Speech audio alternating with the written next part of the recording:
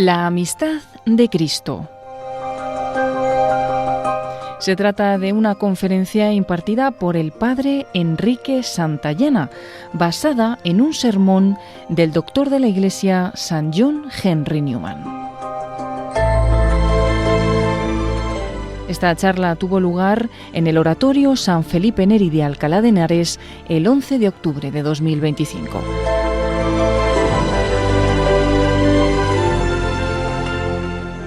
Agradezco vuestra presencia. Vamos a seguir un texto hoy de Newman para esta charla que he titulado La amistad de Cristo. El título es un poco tramposo, la verdad, porque aunque es cierto que vamos a partir de la amistad de Cristo con el apóstol Juan, aunque eso es cierto, pero vamos a ir más allá.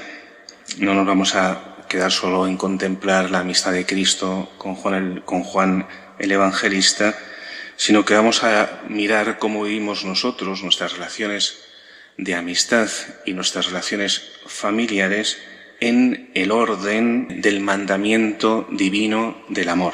Este es el marco. En el texto que vamos a seguir, Newman habla casi de forma indistinta del amor a los amigos y del amor a los familiares. Pues lo que digamos aquí de la amistad podrá trasladarse siguiendo un poco el sentido común a la familia, al amor a la familia y a la inversa. Y es que la amistad no es un tema de poca importancia o de segunda importancia en la vida cristiana. El padre Julio estaba preocupado porque tenía la sensación de que algunos de los que ya estáis casados y tenéis hijos, gracias a Dios no pocos, no siempre le dais a la amistad, a nuestra amistad en realidad, a nuestra amistad, la importancia que tiene para vuestras propias vidas y para la vida de vuestros hijos.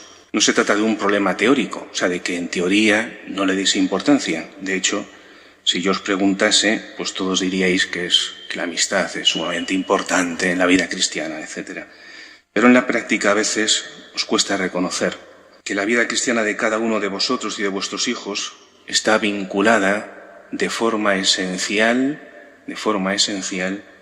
a otros. Y digo ahora de forma un poco rotunda, ¿no? Que la vida cristiana no se desarrolla fuera de los vínculos, primero de la familia y luego de la amistad en la que Dios pone a cada uno. Más aún, que la vida de la familia necesita para crecer de los vínculos de una amistad más grande.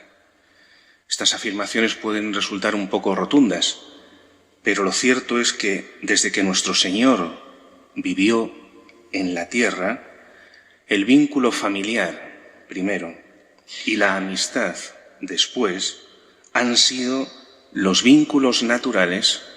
Los vínculos naturales significa los vínculos del orden de la creación, que perfeccionados por la gracia de Dios han permitido a los hombres avanzar en la fe, en la esperanza, en la caridad. Son los vínculos naturales propios del orden creado que la gracia de la redención, la gracia de Cristo, ha convertido en la fuerza de la Iglesia, capaz de enfrentarse al mundo y de vencerlo. Fijaos un segundo lo que os quiero decir, y es que el comienzo de la forma en que se ha realizado nuestra redención y el comienzo de la vida de la Iglesia tiene que ver con estos vínculos. Cuando el Verbo se hace hombre, para redimirnos, se hace hombre en el seno de una familia, y esos vínculos familiares son elevados por el don de la encarnación del Hijo a una dimensión mucho más grande, ¿no? La de la Sagrada Familia. Después, cuando Jesús empieza su vida pública, llama a los apóstoles, a los discípulos y a los apóstoles a estar con él, y establece con ellos unos vínculos de amistad, que es una amistad muy particular, ¿no? Es la amistad del Maestro con los discípulos, es la amistad del Salvador con los que tienen que ser salvados, es la amistad del que es cabeza, el que va a ser cabeza de la Iglesia, con los que van a ser sus colaboradores más inmediatos, pero son vínculos de amistad. A vosotros os he llamado amigos, dice Jesús en el Evangelio, a vosotros os he llamado amigos. O sea que primero la familia, después los vínculos de amistad, y después enseguida los mismos vínculos familiares, la misma relación familiar, se adentra en los vínculos de los apóstoles, de la relación de los apóstoles y de Jesús, y aparece la Virgen María enseguida en el conjunto junto a los apóstoles, hasta que, por ejemplo, en Pentecostés, ¿no?, se identifica ya como un binomio, como dos cosas que van siempre de la mano, María y los apóstoles. Esto tiene que ver, así nace la Iglesia, y después del nacimiento de la Iglesia, los que son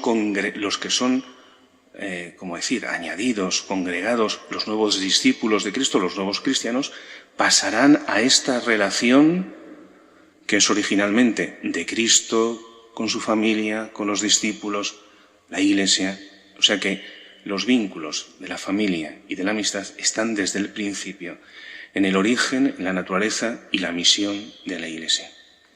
Algunos de vosotros, cuando os acercasteis al oratorio, ya erais fieles a los sacramentos.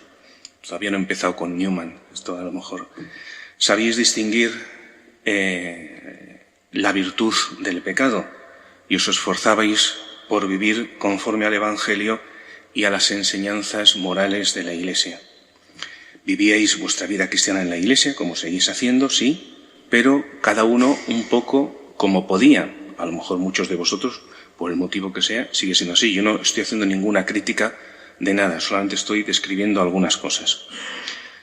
Vivíais vuestra vida en la Iglesia, cada uno como podía, yendo a misa aquí o allá, dependiendo de mil circunstancias, confesándoos con uno o con otro sacerdote y compartiendo la vida ordinaria con otros cristianos, amigos vuestros, pero de forma fragmentaria y al final insuficiente.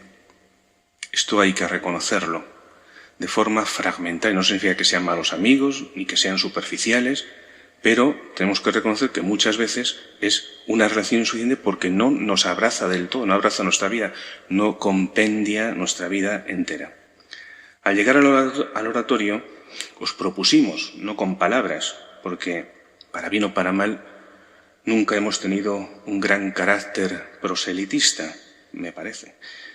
Pero os propusimos otra forma de relación que implica la vida mucho más, que ciertamente limita esa forma anterior de vivir vuestra vida cristiana yendo y viniendo, que parece que limita ese gusto por picotear en todas partes que caracteriza la vida actual y que al final esta forma de ir picoteando un poco en todas partes deja a los hombres sin hogar, sin un lugar al que volver, sin hogar y sin raíces. Algunos, casi sin daros cuenta, os fuisteis amoldando a esta relación mucho más estrecha, pero todos tenemos resistencias y es muy posible que por costumbre, por comodidad o por el motivo que sea, que eso no entro yo ahora en eso, no terminemos de vivir los vínculos de la amistad cristiana que Cristo inauguró al convivir con los discípulos. Esa forma de amistad que Él convirtió en el canal fundamental de la gracia sobrenatural. Alguno dirá que esto parece más el comienzo de un sermón que el comienzo de una conferencia, y es que es así. Los ejercicios del oratorio tienen un carácter práctico. A Newman habitualmente pues da gusto leerlo o escucharlo, pero la verdad, él no predica para complacer nuestro sentido estético o nuestra curiosidad intelectual. Newman predica para mover nuestra voluntad y ordenar nuestra vida hacia Dios. Así que yo os invito ya a partir de ahora a estar atentos a la enseñanza de Newman para corregir y para acoger las sugerencias prácticas de sus enseñanzas. Vamos al texto, del que el año pasado ya os traje algún fragmento. Es el sermón número 5 de este volumen, el segundo volumen de los sermones parroquiales. Lo tenéis en Ediciones Encuentro. He variado la traducción en algunos puntos y os lo digo simplemente por si luego alguno va al texto publicado y ve alguna diferencia, que no se extrañe, es por esto.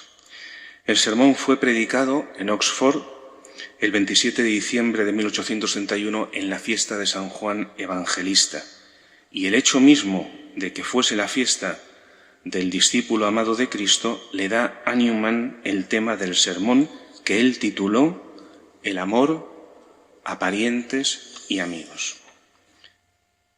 Así que vamos ya al sermón. Empieza con un punto de partida. El punto de partida es la amistad de Jesús y de Juan. Dice así: a San Juan el apóstol y evangelista lo llamamos normalmente, sobre todo, el discípulo al que Jesús amaba, el discípulo amado. Era uno de los 3 o 4 que siempre estaban, no sé si esto retumba mucho, ¿se oye bien? Vale, es que ahí me retumba aquí. Era uno de los 3 o 4 que siempre estaban junto a nuestro Señor, pero él tuvo el privilegio de tratarlo con más intimidad. Preferido, Juan, a Pedro, a Santiago y a Andrés, era su amigo del alma, por decirlo con esta expresión habitual. En la solemne cena antes de padecer, en la última cena, Juan tomó sitio junto a Jesús y se apoyó en su pecho. Son cosas que todos conocemos. Así como los otros 3 apóstoles que hemos dicho, los más cercanos a Jesús, según aparecen los evangelios, junto a Juan, Pedro, Santiago y Andrés, así como estos hacían de intermediarios entre Jesús y la muchedumbre, tal como aparece en las escenas del evangelio, Juan hacía intermediario entre los mismos apóstoles y Jesús. Y Newman refiere cómo en la última cena Jesús les da la indicación a los apóstoles, les dice a los apóstoles que hay un traidor entre ellos, y Pedro no se atreve a preguntarle él directamente al maestro y le dice a Juan: oye, pregúntale tú quién es el traidor, ¿no? La conclusión a la que quiere llegar Newman es esta, ¿no? Que San Juan era el amigo personal e íntimo de Cristo. También fue a San Juan a quien él confió a su madre al morir en la cruz, y a San Juan le reveló también en las visiones del Apocalipsis el futuro de la Iglesia una vez que hubo resucitado y partido al cielo. Muchas cosas, dice Newman, podría decirse de estos hechos notables, muchas cosas. Ya digo, estas muchas cosas, por ejemplo, entre estas muchas cosas, cómo es la amistad del que es maestro con el que es discípulo. No solamente maestro y discípulo, sino con el que es salvador y el que es salvado, ¿no? Para que esta amistad para que haya una amistad real entre eso, es necesario que el que es mayor haga un movimiento de condescendencia, es decir, de abajamiento, para que Jesús necesita condescender, abajarse a Juan para hacer suyo al pobre Juan, que es un muchacho y que por bueno que sea y por el espíritu bueno que tuviese, pues no deja de ser un hombre pecador y un pobre hombre. Y Jesús tiene que abajarse para hacer suyo pues las dificultades, las debilidades, la persona misma de Juan. Y al mismo tiempo, en este movimiento, Jesús, para hacerlo amigo suyo, le tiene que dar de sí mismo, le tiene que dar de su corazón, le tiene que dar de su intimidad, de lo que él es, para elevar al que hace su amigo. Eso entre otras muchas cosas que podríamos considerar, pero Newman dice, muchas cosas podrían decirse de estos hechos notables, es decir, dignos de ser reseñados. Porque podríamos suponer, dice Newman, que el Hijo de Dios excelso no puede amar a una persona más que a otra. O de ser así, no habría tenido solo un amigo personal e íntimo, sino que, puesto que es la santidad absoluta, Cristo, habría amado a todos los hombres según su mayor o menor grado de santidad. Pero vemos que no fue así, sino que el Señor tuvo un amigo íntimo. No excluye que tuviese otros grandes amigos que aparecen también en el Evangelio, como Lázaro, pero tuvo uno íntimo. Y esto nos muestra, primero, que era un hombre en sentido pleno, como cualquiera de nosotros, en sus necesidades y en sus sentimientos. Y después, que es donde quiere llegar Newman, que no es contrario al espíritu del Evangelio, no es contrario al espíritu del Evangelio, ni incoherente con la plenitud de la caridad cristiana, tener nuestros afectos dirigidos de manera especial hacia determinadas personas que por circunstancias de la vida o por peculiaridades del carácter han ganado nuestro afecto. Repito estas últimas palabras porque son muy importantes que las grabemos en nuestra mente. No es contrario al espíritu del Evangelio, ni incoherente con la plenitud de la caridad cristiana, tener nuestros afectos dirigidos de manera especial hacia determinadas personas que por circunstancias de la vida o por peculiaridades del carácter han ganado nuestro afecto. Sigue Newman diciendo: en el pasado ha habido quienes pensaban que el amor cristiano era o es tan difusivo, es decir, tan expansivo, que no podía concentrarse sobre individuos concretos, sino que debía amar, debía ir dirigido a todo el mundo por igual. Y también dice que hay algunos, o los hay, que sin proponerlo de forma teórica, no con un discurso teórico, en la práctica consideran que el amor a unos pocos, a uno, a dos, a tres, a los que sean, el amor a unos pocos es poca cosa. Y así descuidan, pensando eso, descuidan la caridad en su vida práctica, es decir, descuidan el amor a los que tienen cerca y realmente pueden amar, al tiempo que se ocupan en hacer planes de benevolencia generales, grandes, ¿no? Planes para la reconciliación de los cristianos, planes para hacer no sé qué grandes cosas, descuidando el cuidado y la atención, el amor hacia los que tienen cerca.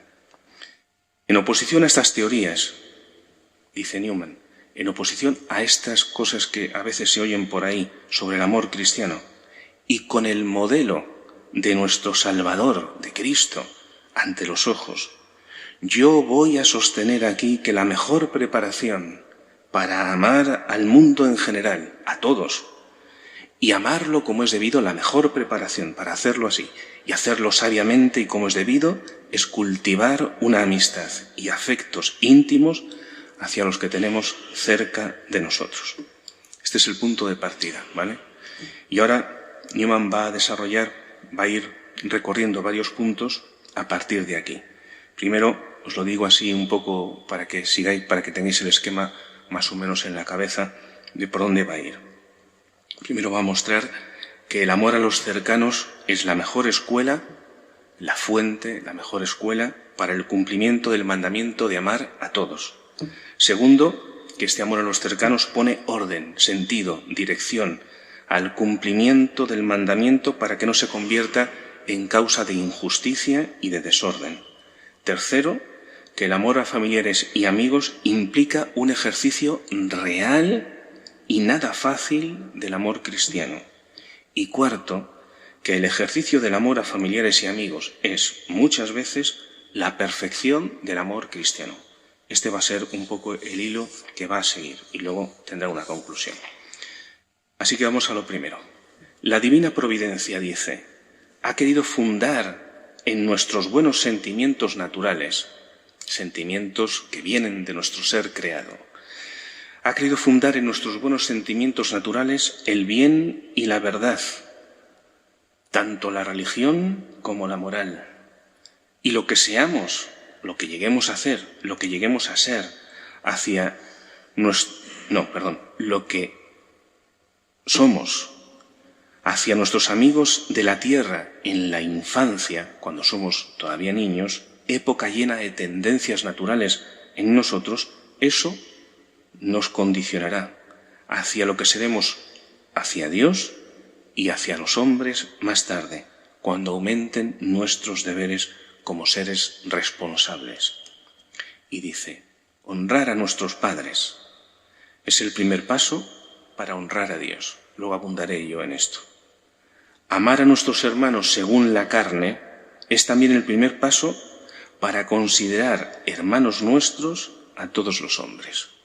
Y Newman expresa ahora cómo las virtudes cristianas se fundamentan a menudo en virtudes y buenos hábitos naturales. Por ejemplo, en un corazón que se ha dejado conquistar por grandes ideales, un corazón idealista, un espíritu idealista, es fácil que arraigue las virtudes cristianas de la abnegación, de la generosidad y el desprendimiento, de la paciencia en el sufrir los defectos de los demás, de la lucha por la santidad, etc.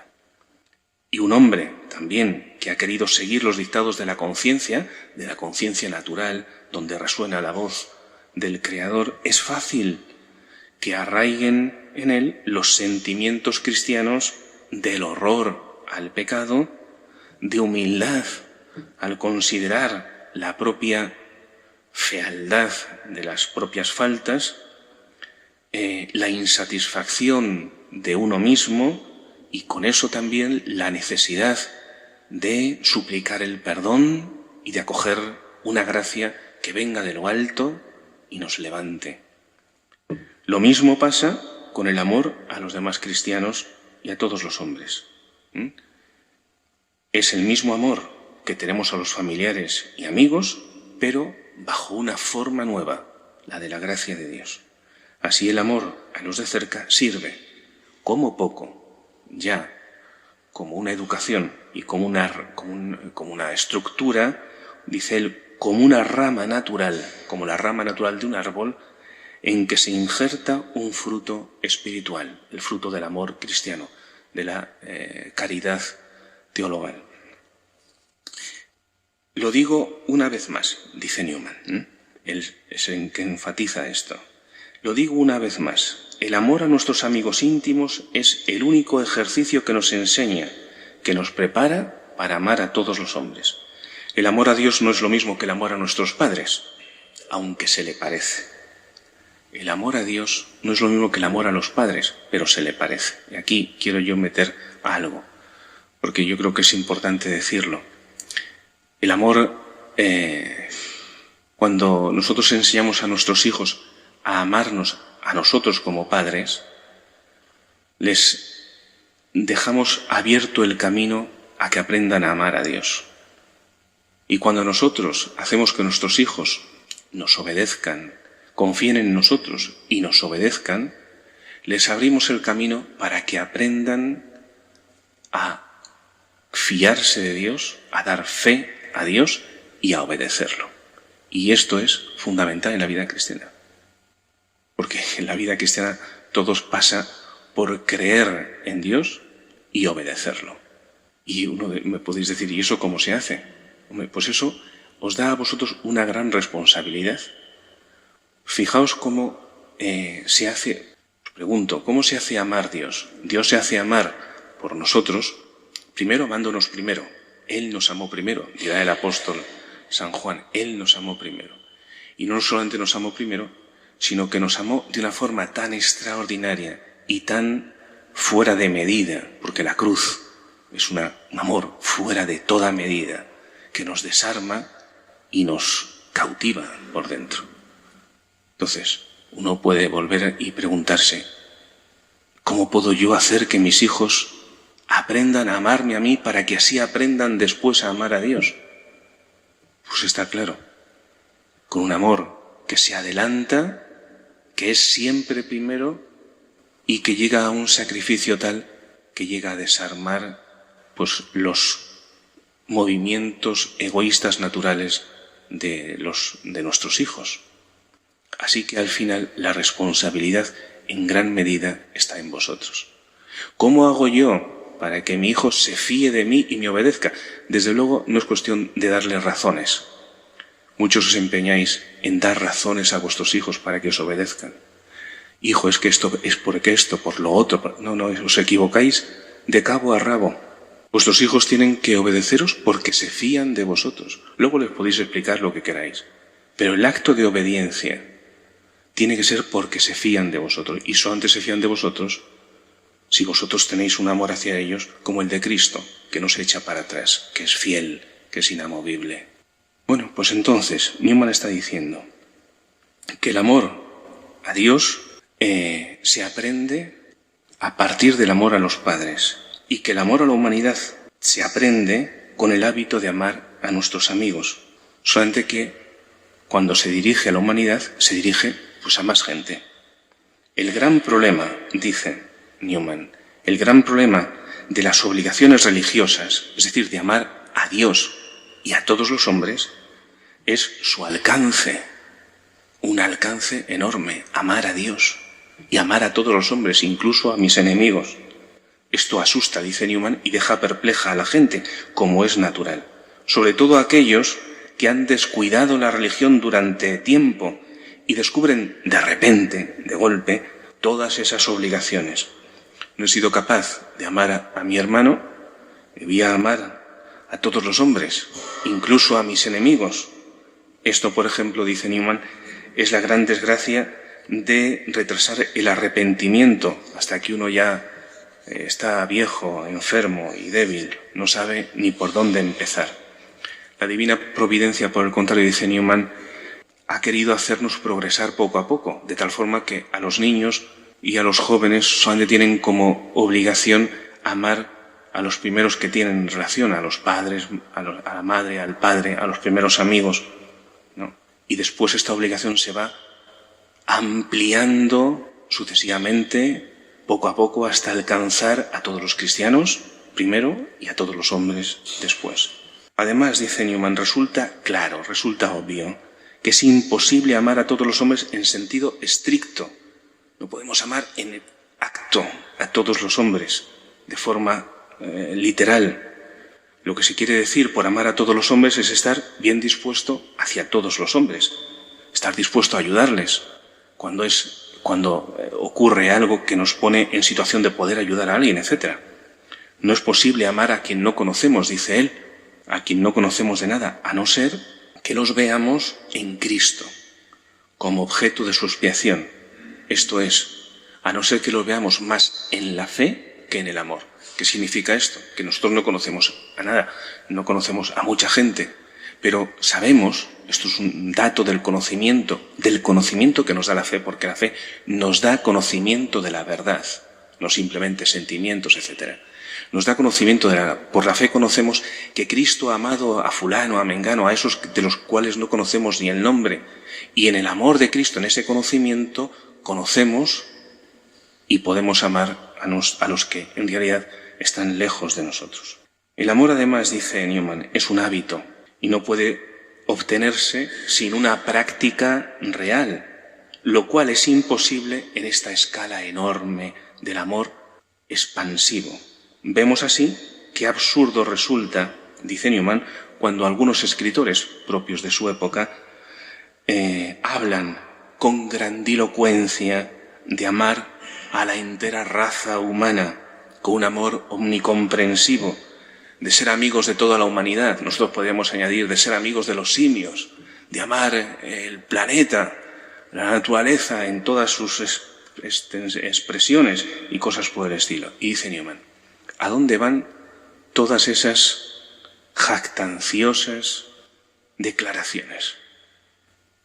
Dice, esos hombres tienen ciertos sentimientos de benevolencia hacia el mundo, sentimientos y nada más. Sentimientos que por tanto son inestables, que son sólo el resultado de su imaginación descontrolada y duran lo que dura su actividad mental, un poco febril, pero que a la hora de la necesidad fallarán. Esto, dice Newman, no es amar a los hombres, es hablar de amar a los hombres, que son cosas muy distintas. Dice, el verdadero amor humano debe ser algo práctico y por tanto debe comenzar ejercitándose en nuestros amigos. Si no, no existirá. Si no aprendemos a amar a los de cerca, no llegaremos nunca a ir más allá. Esforzándonos por amar a nuestros parientes y amigos, cediendo a sus deseos. Esto leo literalmente a Newman. Cediendo a sus deseos, aunque sean contrarios a los nuestros. Llevando con ellos sus flaquezas, es decir, sus pecados. Superando sus exabruptos con amabilidad. O sea, respondiendo a sus, pues cuando están enfadados y nos dicen una mala palabra, respondiendo a eso con amabilidad. Pensando con frecuencia en sus buenas cualidades y tratando de imitarlas. Así es como vamos formando en el corazón esa raíz de caridad que, aunque sea pequeña al principio, al final crece y puede dar sombra a toda la tierra, como la semilla de mostaza del Evangelio. Para que esto sea así, para que esta semilla o esta pequeña raíz crezca y llegue a ser un árbol que dé sombra a todo el mundo, hace falta permanecer. Es necesario permanecer. Permanecer en la relación familiar. Esto lo digo yo, no has añadido a Newman. Permanecer y no estar constantemente huyendo a este sitio y al otro. Permanecer con los amigos, no estar constantemente cambiando y racaneando el tiempo y el sacrificio.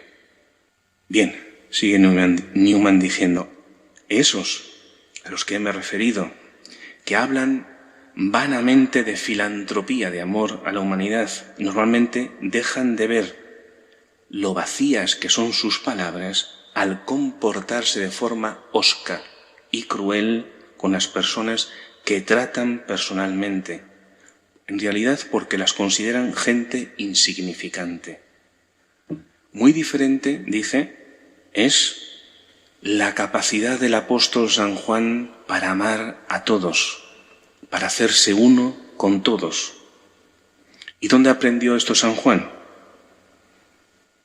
Se puso San Juan, dice Newman, a amar a gran escala, haciendo esfuerzos enormes, imaginándose al universo mundo lleno de gente con sus caras, intentando amarlos a todos. Hizo eso San Juan. Dice una cosa preciosa aquí Newman, dice, tuvo el increíble privilegio de ser el amigo de Cristo. Esto es lo que hizo Juan. Tuvo el increíble privilegio de ser el amigo de Cristo. Amigo de Cristo podemos ser todos nosotros, porque Cristo está en el sagrario para nosotros.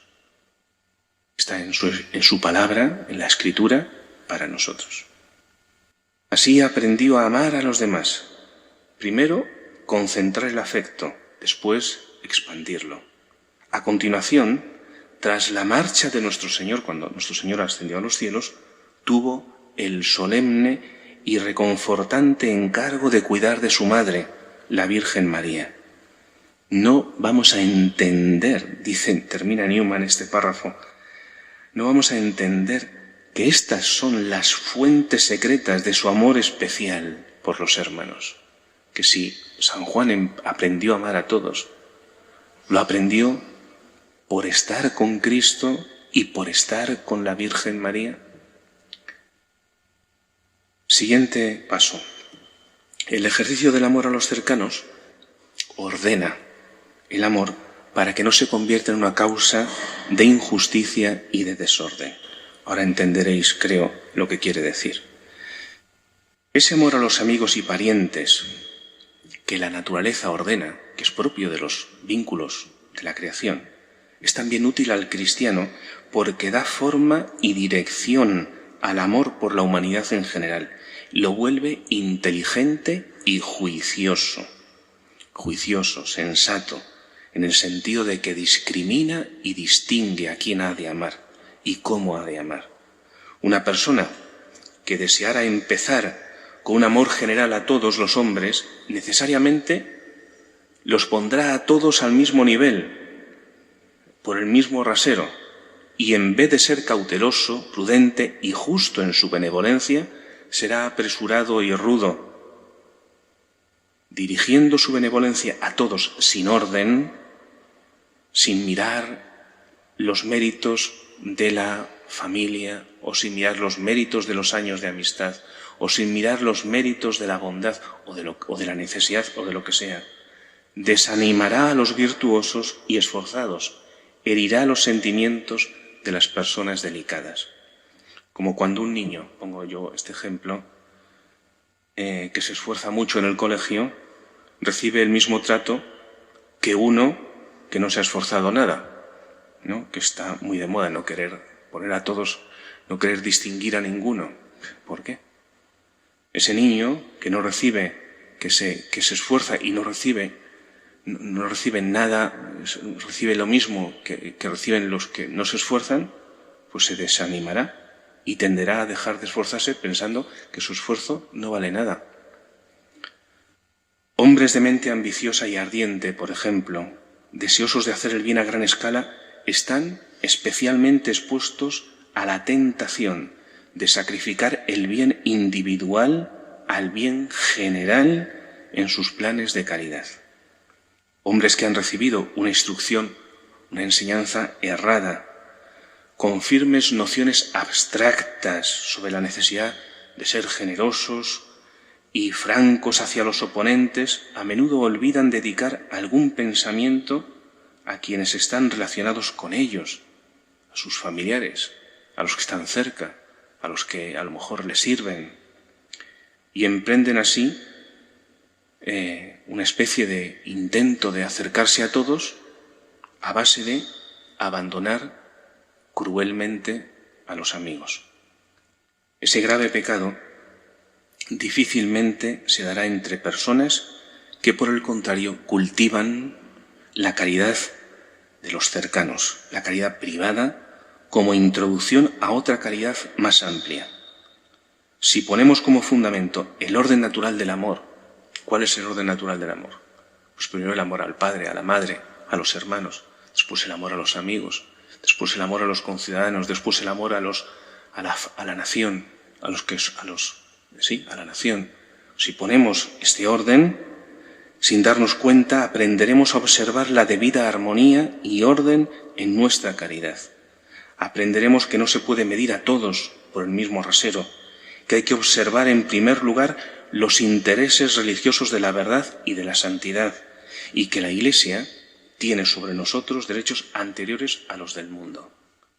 Es fácil darse el lujo, dice Newman, es fácil darse el lujo de tener buenos sentimientos a gran escala, cuando en realidad no nos ocupamos de las personas concretas que tenemos cerca.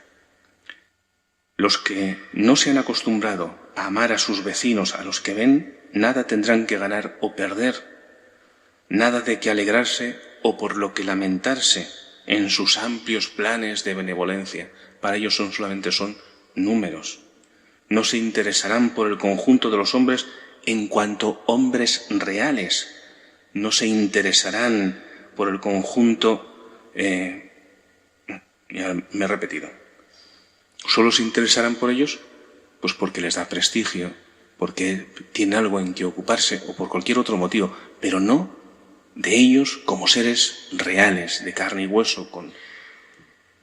De ahí se sigue que la virtud, termina este párrafo Newman, dice, de ahí se sigue que la virtud en el ámbito de lo personal, es decir, que la virtud de la caridad en el ámbito cercano, de las relaciones cercanas, es el único fundamento seguro de la virtud pública, de que uno pueda ser útil en la vida pública, en la vida de la ciudad o de la nación, en la política, y que no hay que esperar ningún bien para el país. Fijaos, esto lo aplicamos a los políticos. No hay que esperar ningún bien para el país de personas que no tienen ante sus ojos el temor de Dios. El punto siguiente. El amor a familiares y amigos implica un ejercicio real y nada fácil del amor cristiano. Hasta el momento, dice Newman, he considerado el cultivo de los afectos familiares, a familiares y amigos, como la fuente de un amor cristiano más amplio. Quisiera mostrar además que esos afectos implican un ejercicio real y nada fácil del amor cristiano. Atención a lo que dice aquí.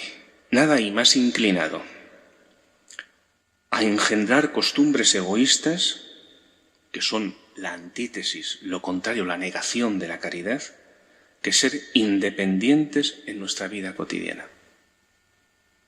La independencia que todos buscamos, todos queremos ser independientes. Dice, pues no hay nada más inclinado a engendrar costumbres egoístas que ser independientes en nuestra vida cotidiana. Independencia individual o independencia familiar. Los hombres que no tienen ataduras, que no son requeridos, que no tienen ataduras, que no tienen vínculos que les obliguen, que no son requeridos para ejercitarse en la comprensión y en la ternura. Los que pueden ponerse cómodos cuando llegan a casa sin tener que preocuparse de nada más, sin tener en cuenta a nadie más, e ir y venir a su antojo, organizar su vida bajo sus propios criterios. Los que buscan satisfacción en las cosas más diversas, hoy aquí, mañana allá, también en asuntos religiosos y espirituales, llevados por esos cambios de sentimientos tan comunes en la mayoría. Esos se encuentran en una situación que es lo que todos desearíamos, poder hacer todo eso. Pues esos se encuentran en una situación muy desfavorable para obtener ese don celestial que se describe en la liturgia como el vínculo de la paz y de todas las virtudes, es decir, de la virtud teologal de la caridad. Por el contrario, no puedo imaginar estado más favorable para el ejercicio de las virtudes cristianas, nada más apto para que el espíritu cristiano madure y se refine y llegue a la santidad, que el de personas con gustos y modos de ser distintos, que por el motivo que sea, se ven obligados o se obligan a sí mismos a acomodarse, a convivir y acomodarse mutuamente en sus deseos y aspiraciones. Este es uno de los muchos beneficios providenciales dados por la providencia que se derivan del santo estado del matrimonio para quienes lo reciben, el cual no sólo reclama y despierta los afectos y los sentimientos más tiernos y delicados de nuestra naturaleza, sino que, si las personas cumplen su deber, enseñan con un estado constante de abnegación. Un estado constante de abnegación. Eso es lo propio que se puede dar en el matrimonio si uno es fiel al don que ha recibido del amor mutuo. Matrimonio, vida religiosa comunitaria y más, una vida de matrimonios y de religiosos que se vinculan de forma definitiva, que se vinculan diciendo, no, estaremos juntos para siempre y sin límites predefinidos. No hablo de un ideal romántico, sino de nuestra vida, de nuestra amistad, de lo que nosotros cuando hemos llegado aquí os hemos propuesto a los que quieren. Eso es un amor real y no es fácil. Requiere la negación de uno mismo, de sus planes, de sus costumbres, de sus gustos. Pasamos al punto siguiente. El ejercicio del amor a familiares y amigos es muchas veces la perfección del amor cristiano. No solo preparación, no solo es arduo, sino que es la perfección del amor cristiano. Pasemos ahora a considerar, dice Newman, como el ejercicio del amor a los familiares y amigos no solamente fuente y la escuela del amor cristiano, sino también su perfección, muchas veces. Los antiguos, dice, reflexionaron tanto sobre la amistad que hicieron de ella una virtud. Con los antiguos se refiere pues, a los autores clásicos, ¿no? Seguramente tenga en mente a Aristóteles y su Ética a Nicómaco, que es un libro donde se habla de la amistad y que era un libro de referencia de Newman. A lo mejor también hablaba de Cicerón, que también dedicó un librito a la amistad. da lo mismo. Dice, los antiguos reflexionaron tanto en esta virtud que la hicieron, en la amistad, que la hicieron una virtud. La visión cristiana no es así exactamente. La amistad no es considerada en sí misma una virtud, pero a menudo, en determinadas circunstancias, es la prueba especial de que existe la virtud teologal de la caridad. Consideremos lo siguiente. Digamos que este hombre y aquel, no ligados por ningún lazo necesario, es decir, no obligados por nada, encuentran su mayor gozo en compartir la vida, en vivir juntos. Newman podía tener detrás de esta imaginación, de esta expresión, la vida que llevaban los que eran como maestros y tutores en Oxford, ¿no? Los fellows con sus alumnos, en cierta medida, o como la vida comunitaria que San Agustín, antes de ser cristiano, intentó con otros amigos, haciendo una vida de búsqueda filosófica de la verdad en común, y que luego no se llevó a cabo, pero luego llevó a cabo cuando se hizo cristiano de otra forma, en la vida religiosa, ¿no? Pues dice Newman, pues pongamos estos dos amigos que no obligados quieren vivir juntos y se complacen en vivir juntos. Digamos que esto se prolonga durante años y que cuanto más tiempo disfrutan de la compañía mutua, más fuerte se hace el amor entre ellos, el amor verdadero entre ellos. Atención aquí, porque con la hipersexualización propia de nuestros días podemos pensar algo que a Newman se le pasaría por la cabeza. Newman está pensando en el amor exclusivamente propio de la amistad. De hecho, el libro de Ediciones Encuentro, cuando hablaba del amor, de este amor entre ellos, ha puesto un circunloquio